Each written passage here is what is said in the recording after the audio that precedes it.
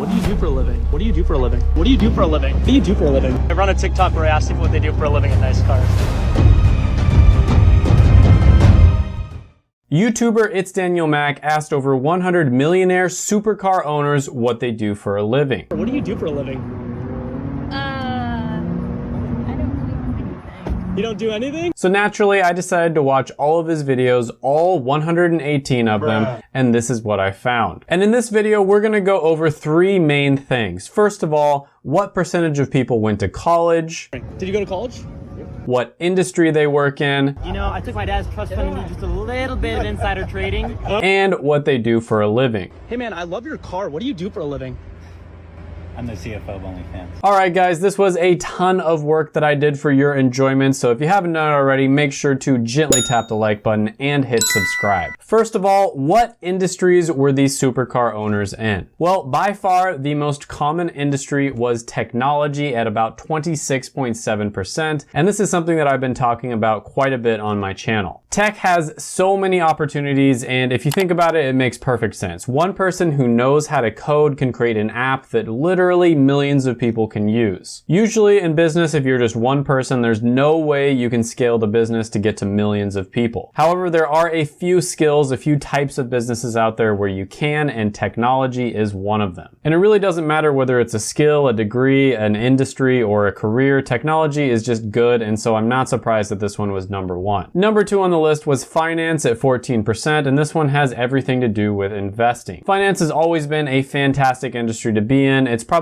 created the most billionaires out of any industry out there. Very similar to finance is number three on the list, which is real estate at about 11.6%. Real estate will always be a great way to build and grow your wealth, and so it's no surprise that there's an entire industry around it. Whether it's building real estate, renovation, buying and selling houses, investing, this is a booming industry that has created countless millionaires. Number four on the list was healthcare at 9.3%, and this is my industry because I'm a healthcare professional. And the cool thing about healthcare, in my opinion, is it's probably the most stable industry. Doesn't matter if it's the end of the world, there's still going to be doctors and nurses taking care of people. They are truly essential, and they'll be the last people to lose their jobs. Number five on the list was entertainment at 4.7%. And this is anything from having a social media following to being a professional actor. With the onset of social media, entertainment has become much more scalable, and instead of having to be chosen by some, bigwig in Hollywood, you can just choose yourself. You make really entertaining or informative videos, post them on YouTube, and eventually with a lot of hard work and a little bit of luck, you'll probably blow up. This is an industry that's on the rise in my opinion, and one really great thing about this that you probably don't realize is that it's relatively recession proof. When countries go into a recession, people end up spending a lot of time indoors and just consuming entertainment, and that means if you go into a recession, you'll likely make even more money if you're an entertainer. Tied for fifth place was automotive as well as aviation, both at 4.7% as well. And here's the entire list if you want to pause the video and just check it out. Next on the list, we're going to be talking about careers. And I actually think this is kind of genius for him to do this because from what I understand about him, he's the type of person who wants to be able to not only have a millionaire lifestyle, but he wants to be able to do it at a young age. Now, one thing I always talk about on this channel is if you're thinking about going into a career, for instance, the best thing you can possibly do is reach out to people who are already working in that career and ask them questions. And so he found a genius way of basically doing this. People who have supercars, generally speaking, are going to be young, and so they're millionaires, but they're young enough where they can actually enjoy their money. And so he asked a bunch of people who had supercars what they do for a living, and here's what he found. Because the truth is, anybody, even if you have a relatively low-paying job, can get rich over the long run if they consistently invest their money, and I've talked about this quite a bit on my channel. And the math here is stupidly simple. You can make $1 million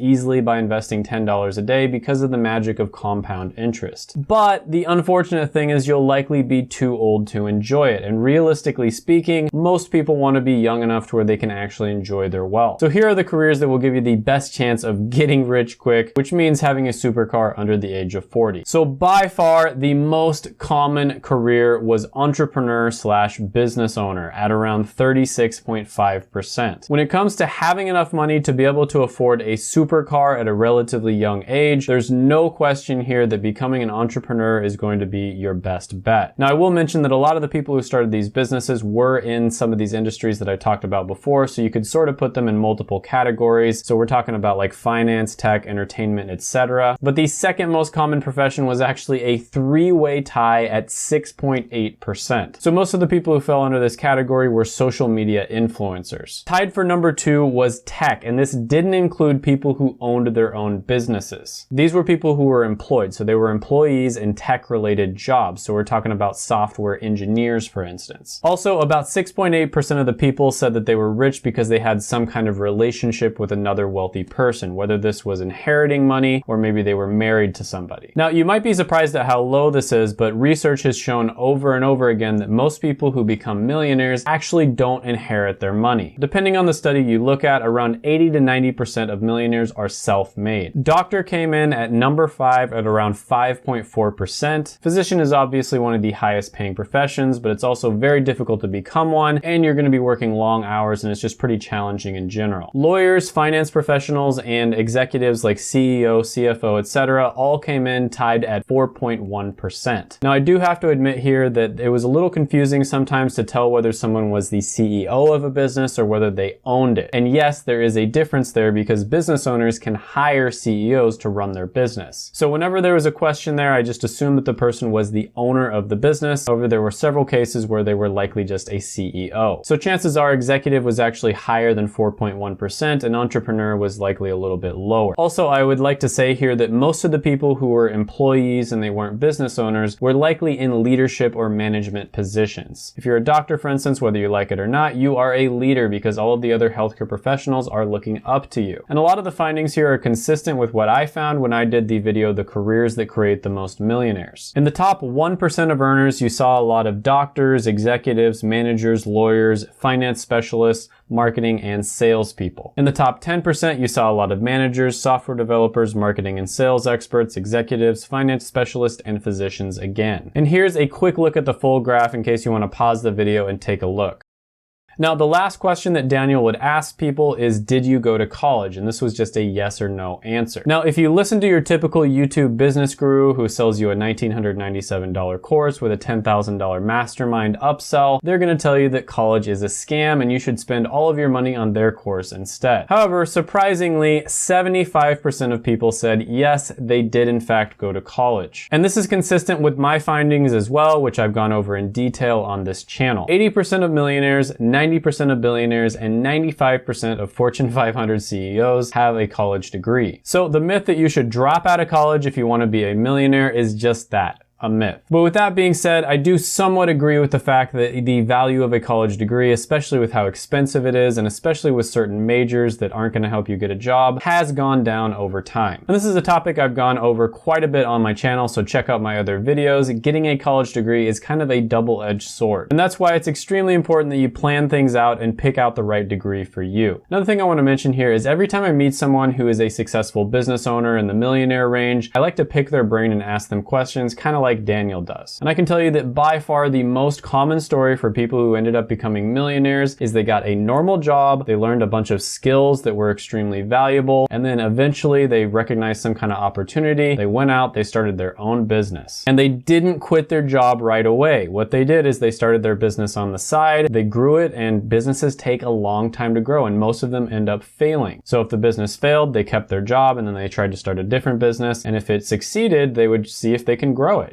see if they could get it to maybe $1,000, $2,000, $3,000 a month. Once they get it to a certain point, they would quit their job, go full-time in the business, and that's how they became successful. This is the most common path that I've seen, and all the people who want to sell you a $1,997 course don't want you to know this. The reason for that is because they want you to be in a scarcity mindset. They want you to be scared, and they want you to think, oh my gosh, I have to buy this course right now. I should spend my money on this course instead of all the other things that I could potentially spend my money on. They also want you to think that you're a sucker if you start a traditional business, which is probably going to take like 3 to 5 years to take off. And they'll probably say that college is a scam and you're a slave if you work a 9-to-5 job and blah, blah, blah, blah, blah. I'm sure you guys have seen the ads. But anyways, I think this whole idea from Daniel Mack is absolutely genius. You should do it in real life yourself. Now, obviously be respectful to people, don't bother them, be respectful of their time. But yeah, I think a lot of people are more than happy to share how they found own success. And you can see that with these videos. Most of the people are more than happy to help him out. If you haven't done it already, go ahead and gently tap that like button, hit the subscribe button, ring the notification bell, comment down below any thoughts, comments, criticisms, etc. that you have on the video. And before you go, don't leave. Check out my other videos right here. I made them